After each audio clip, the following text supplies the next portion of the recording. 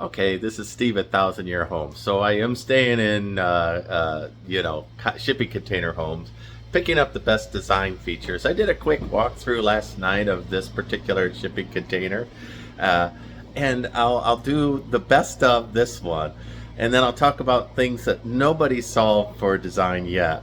So let me rotate. First off, the ceiling fans, one four, and this is a 40 footer and one aft plus the AC unit is remarkably efficient. This is good design.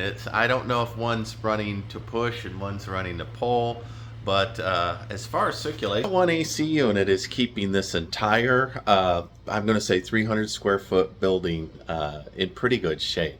So that's pretty good. So there's a good design. Now I'm going to do a mini split. My mini split is on the back third, and I've got two ceiling fans myself. So I checked that off my checkbox. So that's a good design. Ceiling fans are a must. And to do that, you have to start with the high cube, which are the 9'6", right? 9'6" high shipping container. And then you've got room for ceiling fans. If you look at these, well, that one's in them, but this one's physically in the shipping container.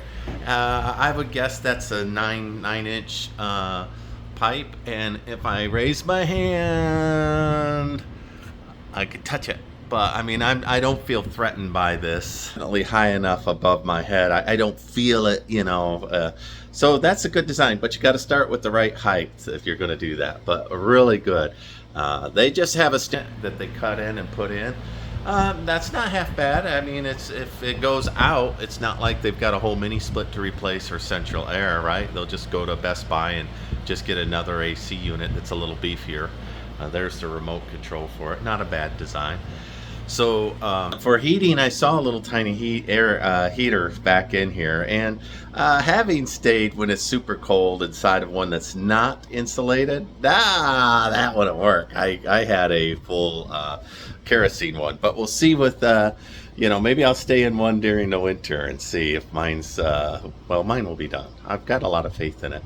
So that's one good design. So there we go. So the next, if you take a look at their kitchen, their galley kitchen here, this is the right way to do a shipping container kitchen. It's a full-size wash machine. Don't mess around. Full-size stove, mid-size, and this might just be for mid-size refrigerator. But if I was a bachelor, this would be more than enough. I gotta have lemonade in there. That's all I got. But you could have cheated a little bit on that cupboard right there and put in a full size if you had wanted. You would have had to shift that. You'll need to think if you're going to put in a full size refrigerator.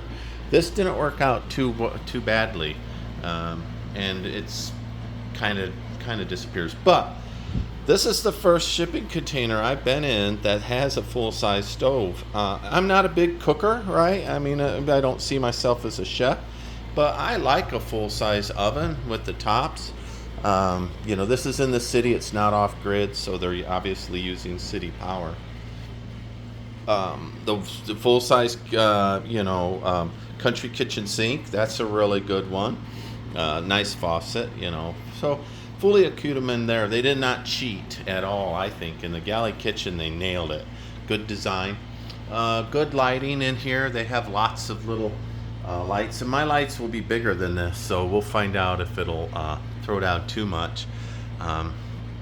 They have a light over the sink. Lots of windows cut in here. Obviously, the more windows, the better. Look, they have both a set of small windows up there, as well as in the back.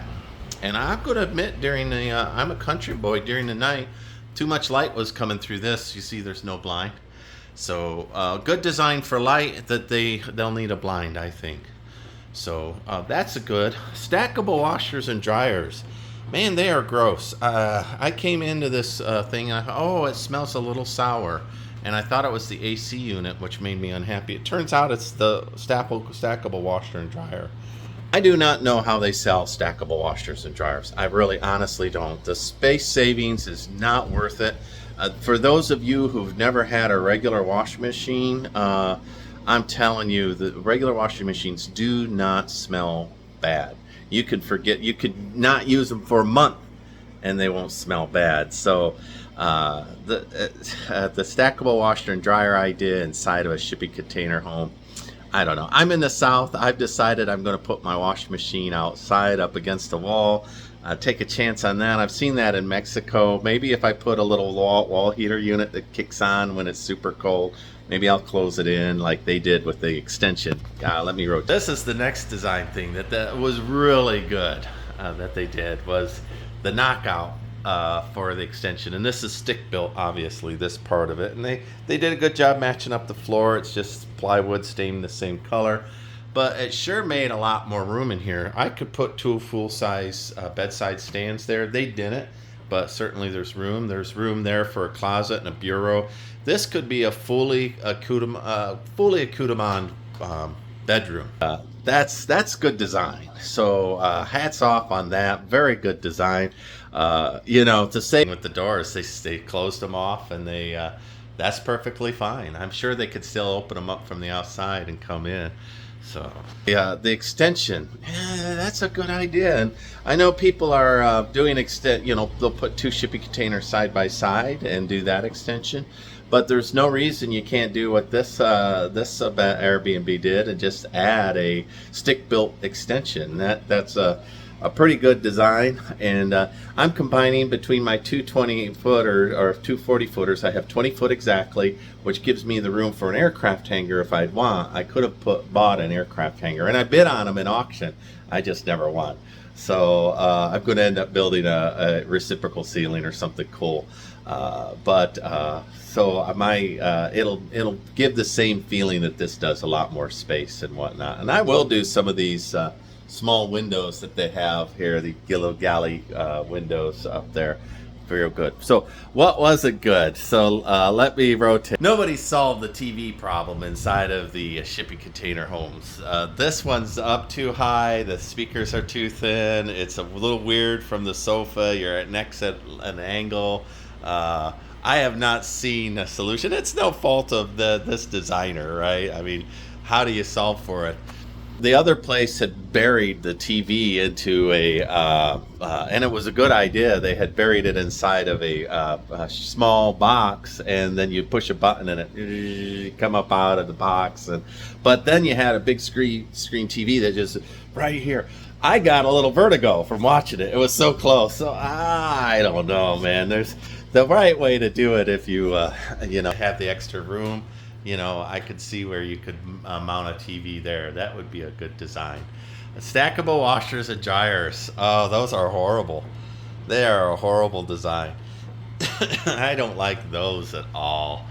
So that's just a personal preference. And then this bathroom is dynamite, but I don't like bathrooms that just have open air showers, right? And none of them have ever worked for me. So I don't like those. They just splash everything out, and then I have to clean up the floor. So that bathroom's A+. I'll give it an A+. That's a really nice bathroom. One of the nicer bathrooms I've seen in a shipping container home. Again, they had the room to put in a nice full size. I'm putting in a full size bathroom. And my shower will be open air, but it'll be surrounded with a curtain above it, kind of a little bit different.